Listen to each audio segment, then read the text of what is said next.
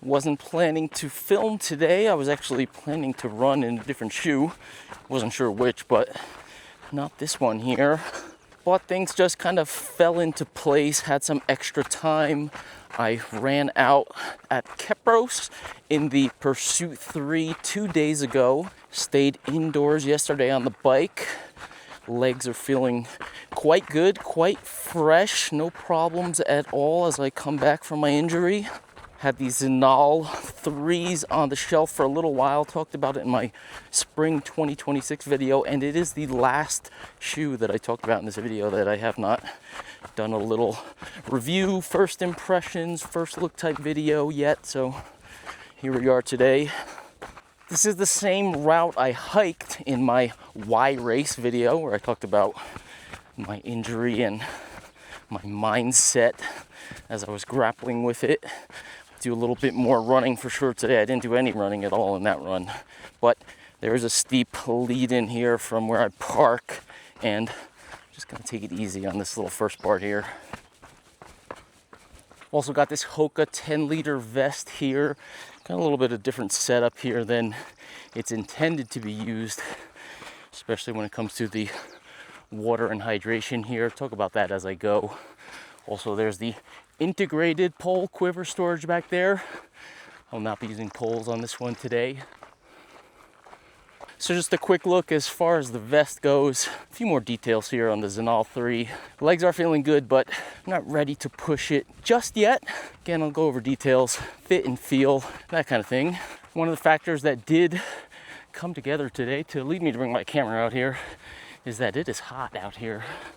Had a hot Memorial Day weekend here in Boise. It's above 90 today, although finally clouds are starting to roll in. I wanted to get a little higher up out of town, 2,700 feet down there, and you can get to between 5,000 and 7,000 around here, which will net you about 10 degrees in additional coolness.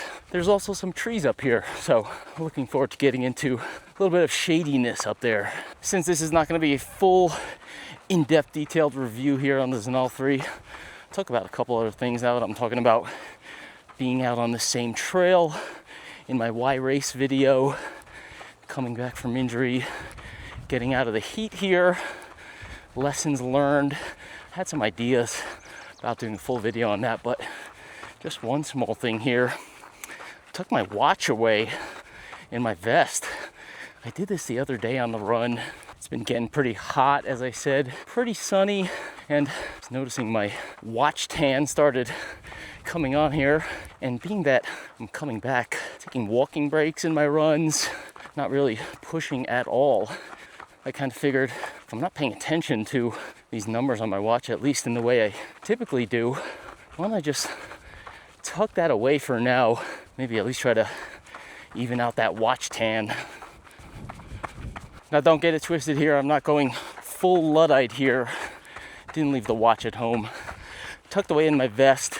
Do have my Stride Pod 5.0 on, also my Coros armband, and I am recording along the way here. I'm just not gonna look at it throughout the course of this run. I'm also not saying I'm gonna stick with this watchless running, dataless running going forward all the time, but maybe here and there, especially now, talked about being more present in my runs, kind of listening to the body a little bit more.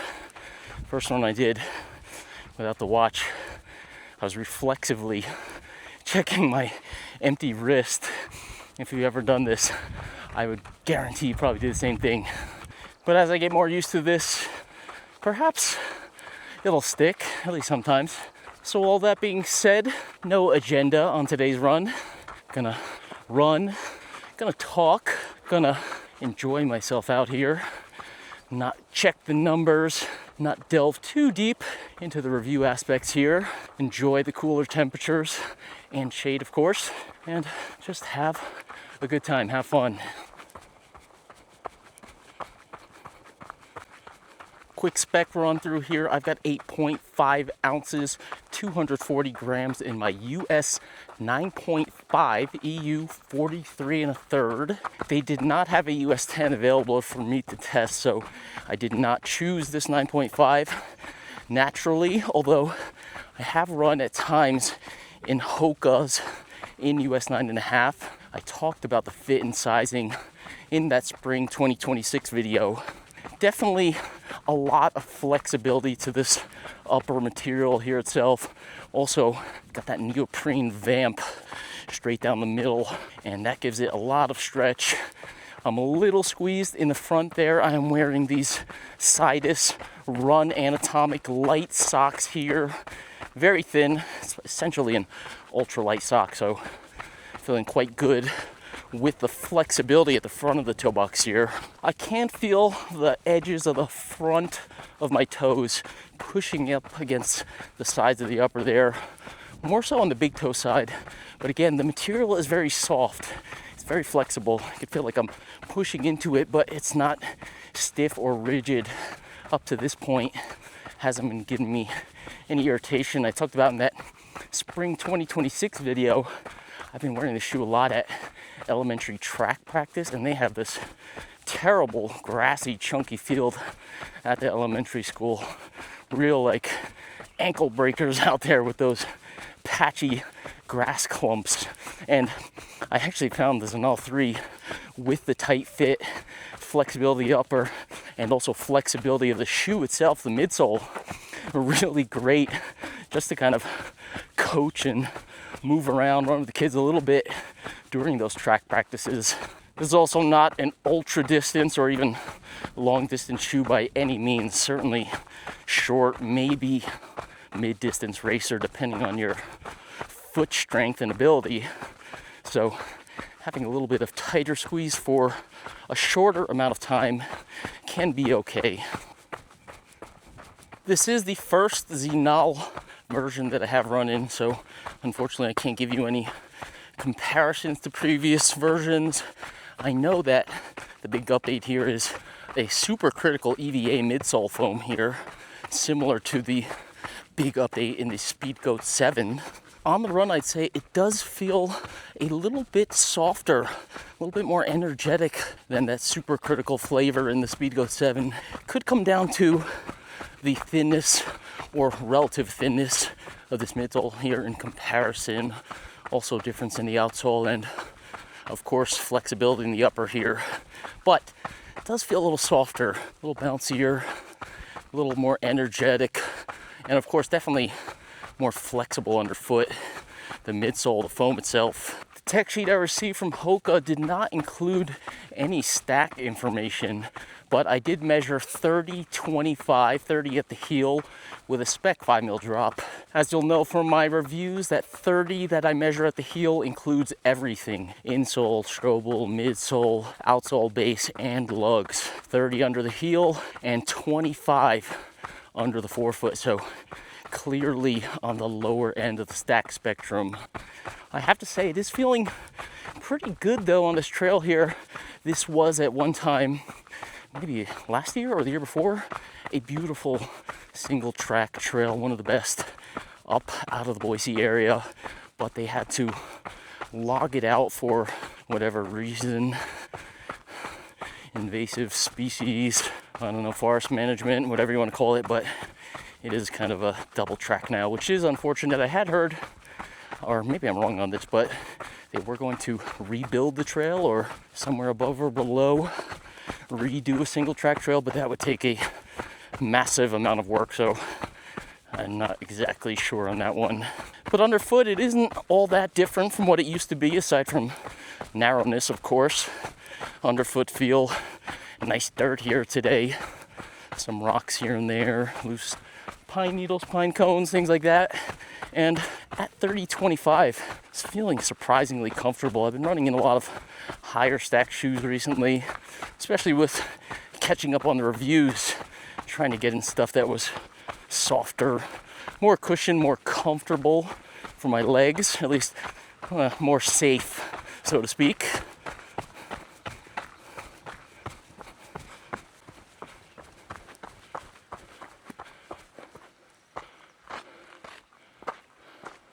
I was actually itching to get out in a lighter weight shoe once the legs feel better. And again, 2 days out from that Kepros run in the Pursuit 3, no worse for the wear, feeling fantastic actually. So I had gotten a comment maybe yesterday or the day before, somebody asking about the Scirocco 2, and that just popped into my mind. I was actually going to come up here in that shoe before I decided to try that one out. I checked the specs really quickly, just kind of trying to see what shoes were in range of this one, and Scirocco 2 and the Norda 005 were two shoes that I had at the exact same 8.5 ounces as this Zinal 3, just to give you an idea of comparable shoes. I do think this one is perhaps most comparable or more comparable out of those two shoes to the Scirocco 2 due to the thinner stack underfoot, more flexible upper, although 005 upper is quite flexible, more so the stack actually. The 005 has a little bit more. I wouldn't call 005 low range as far as stack, squarely in the mid-range with that great TPEE midsole. Certainly gives you range for a little bit more miles in duration on foot with that awesome foam. But Scirocco 2 foam, TPE, also improved, and supercritical EVA here with this Zinal 3. So perhaps Norda can take some credit with advancements and pushing the envelope and foams and lighter weight shoes. Yeah, got onto the single track here, Sinker Creek, this one is called. A little bit windy coming down here. Very fun in this Zinal 3. A couple tight turns back there. I was able to kind of throw the feet around and feels really good. Love having this lightweight shoe on my feet. Very maneuverable, easy running here. Again, legs are feeling great. I forgot to take a walking break, in fact. Geez, I should. Oh, here we go. Intersection here. Good excuse for close up. Fish my watch out first though. We'll stop it, do a lap here. Upper feels fantastic here. Again, this is that stretchy vamp in the middle. You could see how much it's stretching out there. And also the material itself. You're not super strapped onto this shoe. As I was kind of twisting and turning over there, I am actually probably happy that I have the 9.5 here, because I don't feel like I'm totally locked onto the shoe as I am in some other lighter weight models. I do feel like maybe these socks, I think these socks are a little slippery, and also the top fabric on the insole is also a little slippery, I think, in there. So I do feel myself moving around a little bit inside of the shoe, and that comfort of the upper in terms of me having a smaller size is maybe slightly detrimental to foothold. I do feel like I could be moving around a little bit more on top of that soft midsole there, but I am very close to the ground here. So this is only 25, including everything under my foot here, with that little bit of kind of movement inside the shoe, maybe slipperiness. It is the sock or the insole or something. The stretch in the upper. It's good that I'm that close to the ground because I could feel it a little bit better, and it has been extremely comfortable on the run here. Popped one off here. Check out that outsole first here. HOKA proprietary sticky rubber. That is in their tech sheet. Proprietary sticky, in quotes there. 5mm lugs. Pretty deep there, pretty solid. It does feel like a soft rubber. I wonder about durability, but I think with the flex, you want to have it a little bit sticky. You don't want to be slipping around anywhere with, again, just talking about a little bit of movement in the upper, softness underfoot. You want to make sure that outsole sticks and grabs. 5mm lugs. I like the pattern here. Flex of the shoe. Check that out. I was just looking at the Pursuit 3 the other day, and I was talking about how easy it flexes at the front of the shoe, and that shoe being very protective. It was a little bit kind of stiffer in this area. I couldn't easily flex it around the middle. This shoe, different story here.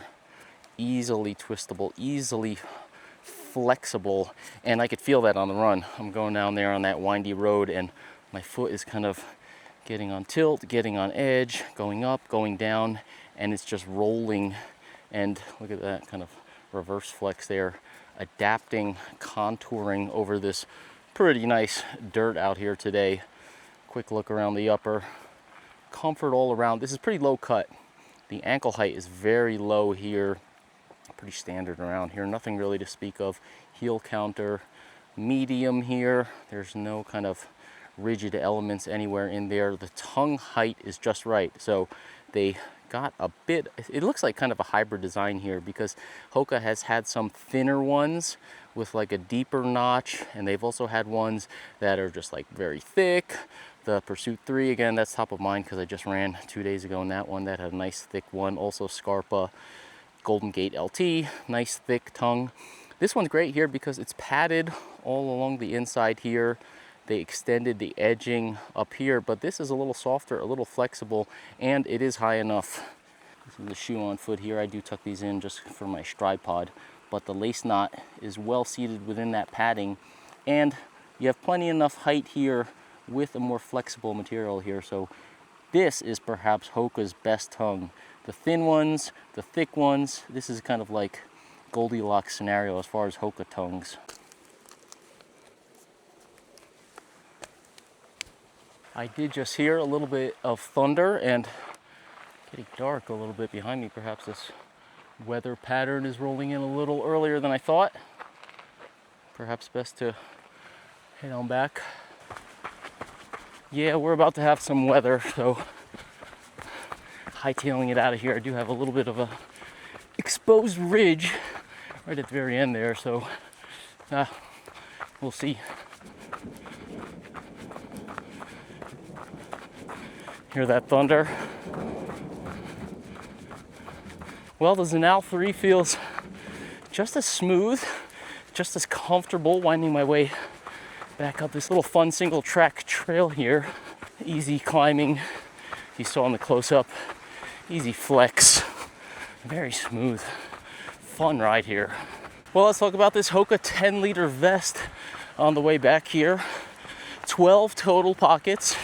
The big feature item here, I'm not sure if this counts as one of the pockets, is the integrated pole quiver back here. This is kind of like one of those Solomon custom quivers, but is actually sewed onto the back of the vest. I'd never seen something like this before. I am a quiver guy, and in fact, a Solomon custom quiver guy, and this is pretty much in the same orientation as that one, obviously, except for the fact that it is sewn on. I am planning to do a more full review of this vest here.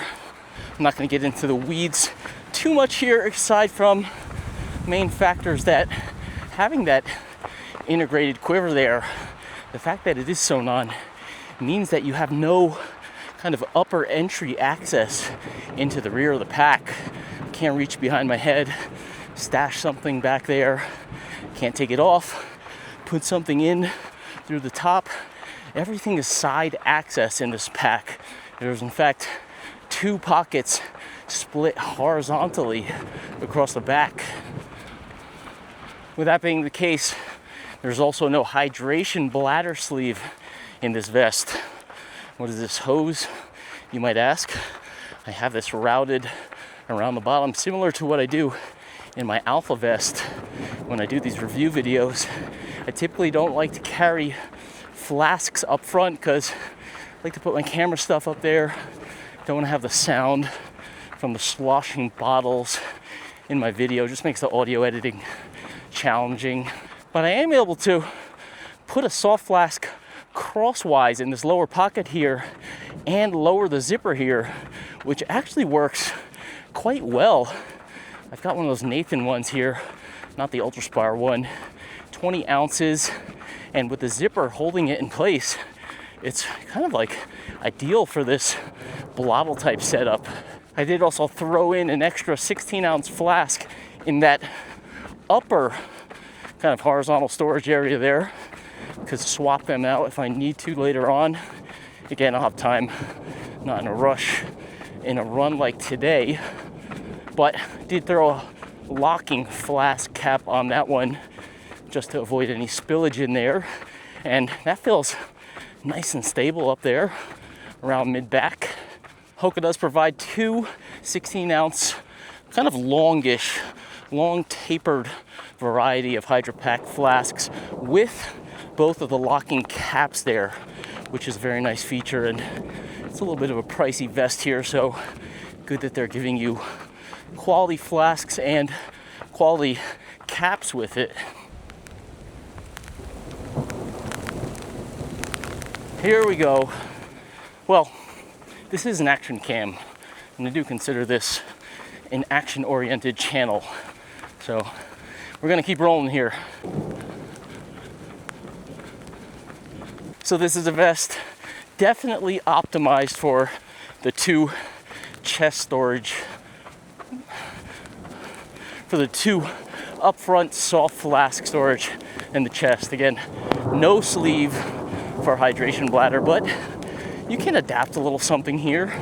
I can definitely put 2 bottles back there, maybe run 2 hoses. That would give me at least a liter, maybe more, if you're into that kind of thing. It is kind of on my mind because I just did that Ultraspire Traverse review, loaded up 5.4 liters on that run, kind of all over me, hoses. Does have a pretty large hydration sleeve. This is not that type of high capacity, high load structured vest, although depends on your preference. I'm sure there's plenty of runners running Cocodona or maybe extreme long distance type segments with this type of vest. It smells great here.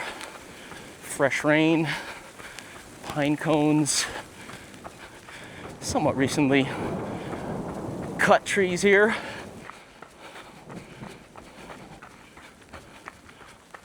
That's Stack Rock over there.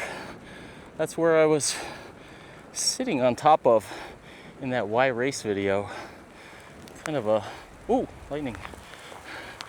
Kind of an odd outcropping over there. You can see it so far away, even from out of town.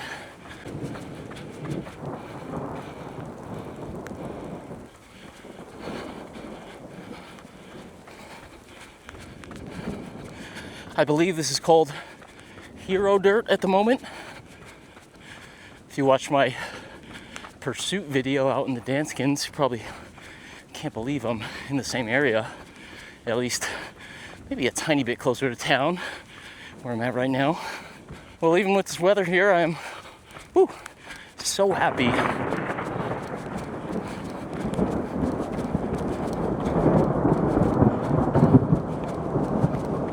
So happy that I chose to run in the HOKA Zinal 3 today. Feels light, feel a little bit quicker. Great match for these trails. Probably be out for about 8 miles today. No discomfort anywhere at all in terms of the upper, even in the front of the toe box on the back half of this run, around the ankle, collar, heel, Achilles, nothing, even underfoot.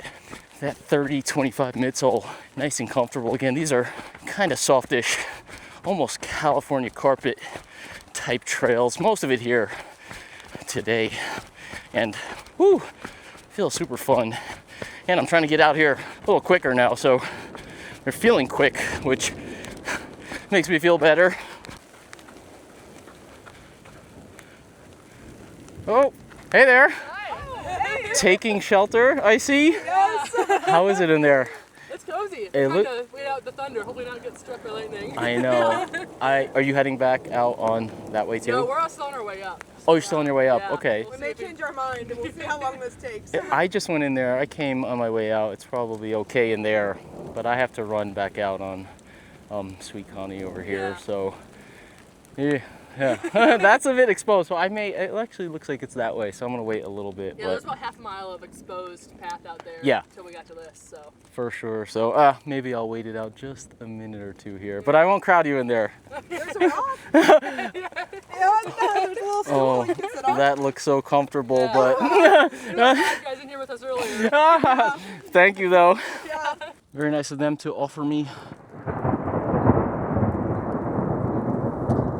Very nice of them to offer me shelter in there. I did not take them up on their extra spot on that rock there. Maybe stay upright. Figured I'd tuck into the trees here. Maybe talk a little bit more about this vest. I do have to run on the exposed part that I covered in the beginning of this video. So if Feels like it's moving off that way, which is away from where I'm going. So a few minutes here and I should be good. Pockets in this vest. These are the bottle sleeves over here. Got the loops over here. Again, I've tested this once with the bottles and it was like totally fine. So this vest is optimized for those bottles. There's no way to route, there's no pocket, and obviously no way to route a hose from a hydration bladder in the back. Got two big zip pockets up front, really like that. It's there up front too, on top of the other pockets. So when you stuff lighter things in there, kind of stretch out over there. You've also got these overlapping pockets on top of the bottle pocket and behind this front zipper pocket, top entry and side entry here. Actually, I forgot to put my little camera sleeve in there. That is kind of nice. If sometimes it's easier to kind of pull things out from the side there rather than, especially when you have the bottles over here, it could be a tight squeeze with overlapping pockets. So to be able to kind of yank things out from the side, that's pretty handy. Moving on to the rear, maybe I'll get a better close-up of these pockets here. I've got this one. There's this lower zip storage here, and this is where I got my bottle situated. So I got that tucked in there, and when I zip it down, it holds it pretty nicely. It acts as kind of a bottle port there, which is really nice. Then you have an upper zip pocket here. Again, you can see both of these.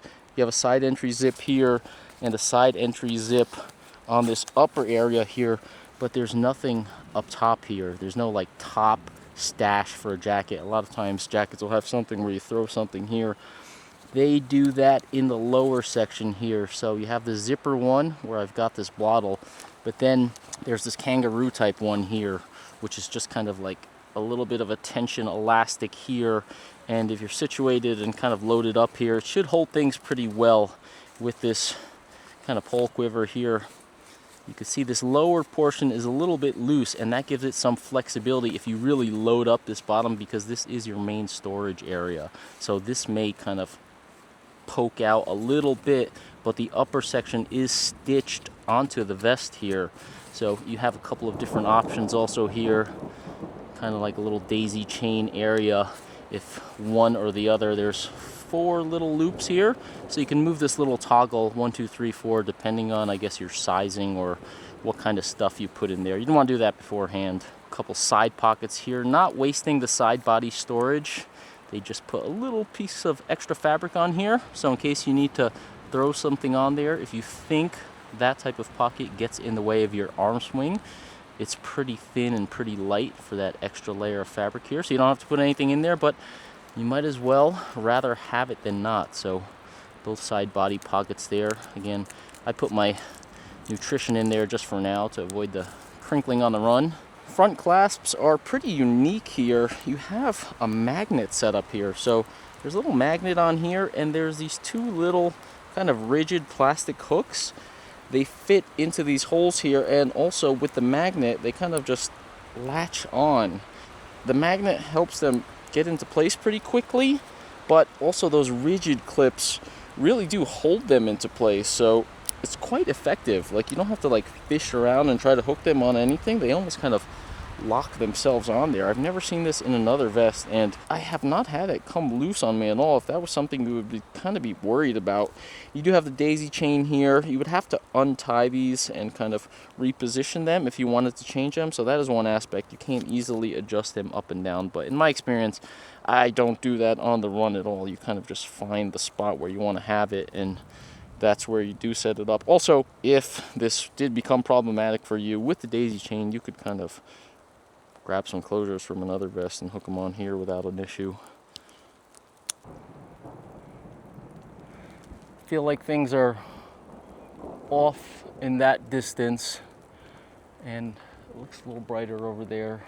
That's the way I'm going. I'm gonna make a run for it.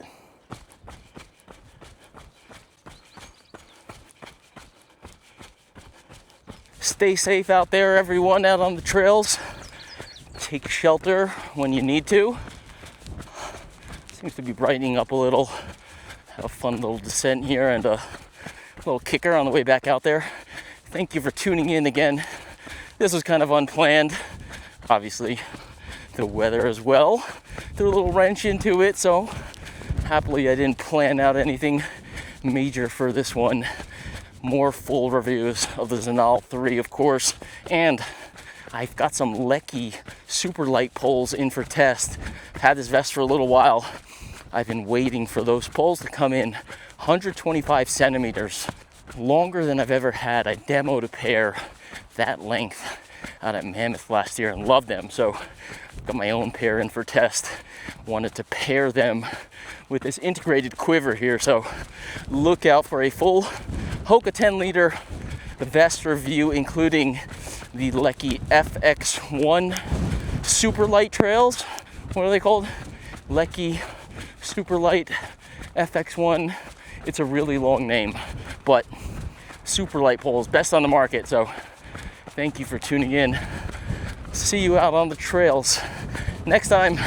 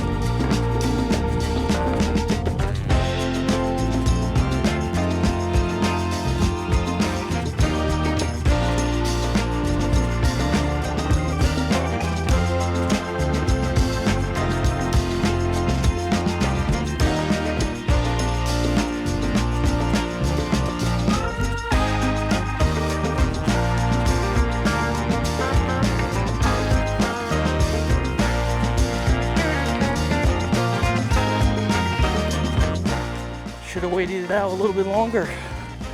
It's so fresh and gorgeous out here right now.